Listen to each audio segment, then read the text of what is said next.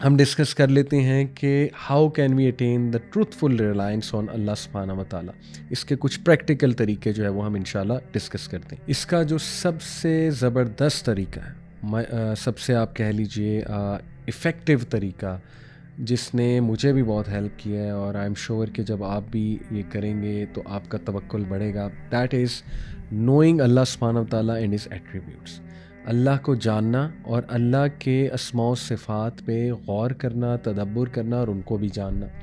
اور اس میں ہمارے اسکالرز نے بہت لکھا ہے اللہ ہے کون.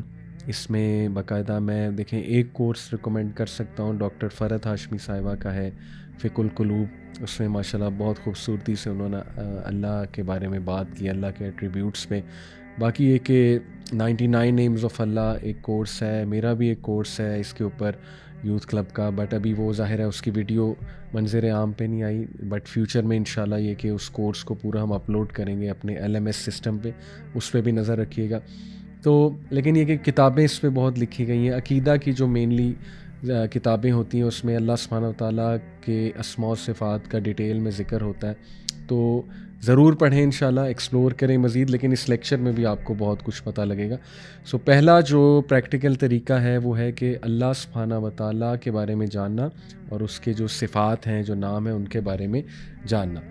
We need to know that every existing creature, provision, favor, blessing, good or evil, poverty or richness, sickness or good health, death or life, etc. all from Allah. یہ ہے اللہ پہ کامل یقین. اسی لیے دیکھیے اللہ سبحانہ وتعالیٰ نے سورہ زمر میں، میں نے آپ کو لاسٹ لیکچر میں بتایا تھا، آیت نمبر 62 میں ہے نا، خالق کل شیء وہو علی کل شیء وکیل. وہی ہے جو ہر چیز کا خالق ہے اور تمام چیزوں پر وہ وکیل ہے، ڈسپوزر آف افیئرز ہے، گارڈین ہے، وغیرہ وغیرہ. اور پھر سورہ نساء آیت نمبر 171 کہ اینڈ آل سفیشینٹ از اللہ as a disposer of affairs. بس اللہ سبحانہ تعالیٰ ہمیں کافی ہے. ہمیں سرٹنٹی سے پتہ ہونا چاہیے اللہ القوی ہے، اللہ العلیم ہے، اللہ تعالیٰ جو ہے وہ القدیر ہے، اللہ سبحانہ و تعالیٰ جو ہے وہ الحی ہے، القیوم ہے، اللہ تعالیٰ وہ ذات ہے زندہ جاوید ہستی ہے، اللہ تعالیٰ جو ہے وہ الوکیل ہے، اور اللہ تعالیٰ جو ہے وہ الوہاب ہے. یہ اللہ کے وہ خوبصورت ایٹریبیوٹس ہیں جس سے آپ کا ایمان بڑھے گا اللہ سبحانہ تعالیٰ کی ذات پہ. ان پہ مزید جو ہے وہ آپ غور کریں. میں ایک ویب سائٹ بھی ریفر کر دیتا ہوں، آپ گوگل پہ جا کے اللہ کا کوئی نام لکھیں، مثال کے طور پہ الوکیل، اور آگے سرچ پہ لکھیں الوکیل کے ساتھ انڈرسٹینڈ قرآن، تو بڑے خوبصورتی سے انہوں نے اللہ کے نام کو پریکٹیکلی بھی بیان کیا ہوا ہے کہ اس کی پریکٹیکل امپلیکیشن لائف میں کیسے ہو سکتی ہے. تو انڈرسٹینڈ قرآن ویب سائٹ ہے، لیکن گوگل پہ سرچ کرنے کا طریقہ ہے پہلے نام لکھا اللہ کا اور آگے ویب سائٹ لکھی انڈرسٹینڈ قرآن، دیٹس اٹ، تو ایگزیکٹ وہ آرٹیکل کھل جائے گا اللہ کے نام سے جو ریلیٹڈ ہے. تو یہ پہلا بہت زبردست جو ہے وہ طریقہ. دوسرا طریقہ پریکٹیکلی اللہ سبحانہ و تعالیٰ پہ توکل بڑھانے کا ہے دی ایفرمیشن، یعنی confirmation of the means and causes.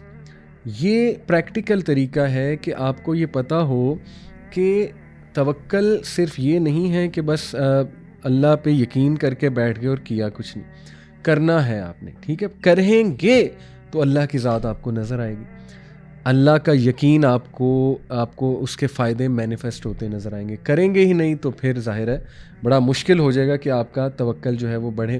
جیسے کسی سفر پہ نکلیں تو توکل کر کے نکلیں تو سفر کے دوران اس توکل کے بینیفٹس نظر آ جائیں گے، ٹھیک ہے نا. اسی طرح ایگزام دینے گئے، توکل کر کے جائیں اللہ کی ذات میں، دعا کر کے جائیں اللہ سبحانہ و تعالیٰ سے، صبح شام کے اذکار کیے ہوں، رائٹ، وہ ساری حفاظتی اقدام کیے ہوں، اور بس یہ کہ اللہ نے کامیابی دینی ہے. جاب پہ جا رہے ہیں کسی انٹرویو پہ، سارے مینز اپنے پورے کر کے گئے، تیاری کر کے گئے، لیکن دل میں یہ یقین ہے کہ یہ بندہ انٹرویو لینے والا مجھے جاب نہیں دینے والا، یہ میری طرح ایک انسان ہے. نروس ہونے کی بھی کوئی ضرورت نہیں، اس سے اللہ تعالیٰ اس کے دل میں ڈالے گا. اللہ تعالیٰ نے میری قسمت میں لکھا ہے تو ہوگا انشاءاللہ، میں نے اپنی پوری ایفرٹ کر دی ہے، ٹھیک ہے جی. تو اسی لیے مینز جو ہے اختیار کرنا، راستہ اختیار کرنا، اور دعا بھی کرنا انشاءاللہ، اور پھر اللہ کے بارے میں کنفرم یہ بلیف ہونا کہ کرانا یہ کام اللہ سبحانہ و تعالیٰ نے ہی ہے، رائٹ. امام احمد رحمہ اللہ سے جو ہے وہ ایک شخص کے بارے میں پوچھا گیا جو کہ اپنے گھر میں رہتا ہے اور یا مسجد میں رہتا ہے اور وہ یہ کہتا ہے کہ I don't want to do anything till my provision comes to me, کہ میں نے کچھ نہیں کرنا یہاں تک کہ میرا رزق خود مجھ تک آ جائے گا. تو امام احمد نے تبصرہ کیا this man has no knowledge of prophet صلی اللہ علیہ وسلم اسٹیٹمنٹ کہ اللہ has made my provision under the shade of my sword. سبحان اللہ، یہ حدیث ہے، صحیح حدیث. تو امام احمد نے بڑی سختی سے کہا کہ اس شخص کو ٹرو انڈرسٹینڈنگ نہیں ہے. اسی طرح ابن رجب رحمہ اللہ نے کہا کہ know that the accomplishment of توکل never negates taking that the means which اللہ سبحانہ وتعالیٰ ہیز ڈکریڈ. اللہ ordered us to make an effort, do our best and seek the means in addition to placing one trust in Allah. تو یہ ہے اصل میں توکل کا رائٹ کانسیپٹ. دیکھیے جیسے کہ سورہ نساء آیت نمبر 131 میں اللہ سبحانہ وتعالیٰ نے فرمایا یا ایھا الذین آمنوا خذوا حذرکم فانفروا ثبات او انفروا جمیعا. او you who believe, take your precautions and either go forth in expeditions or in parties or go forth all together. سبحان اللہ، یعنی اللہ نے کہا اسٹریٹجی بناؤ اور اللہ نے کہا پریکاشنز لو اپنی. تو یہ بہت خوبصورتی سے توکل کا کنسیپٹ یہاں سے ثابت ہو رہا ہے. اس طرح سورہ انفال میں اللہ کہتے ہیں کہ وَأَعِدُّوا لَهُم مَّا اسْتَطَعْتُم مِّن قُوَّةٍ وَمِن رِّبَاطِ الْخَيْلِ تُرْهِبُونَ بِهِ عَدُوَّ اللَّهِ وَعَدُوَّكُمْ and make ready against them all you can of power including steeds of war to threaten the enemy of Allah and your enemy and others beside whom you may not know but Allah does know. سورہ انفال کی آیت number 60 ہے. اس میں بھی کہے کہ اپنی قوت جمع کر لو، اسٹریٹجیز بنا لو، ٹھیک ہے نا، فائٹ کرو. اسی لیے مجھے افسوس یہ ہوتا ہے، تھوڑی سی شکایت بھی ہے کہ کہیں نہ کہیں ہم یہ ریئلائز نہیں کر رہے، ہمارا اوور آل ریلیجس طبقہ، کہ ٹرینڈز کتنے چینج ہو رہے ہیں. ٹرینڈز چینج ہونے کا مطلب اب یہ نہیں ہے کہ جو اسلام کی انڈرسٹینڈنگ ہے اس کو ہی چینج کر دیا جائے. ایک ایکسٹریم سائڈ وہ بھی ملتی ہے نا، وہ کہتے ہیں کہ وقت کے ساتھ اسلام کو ہی چینج کر دو.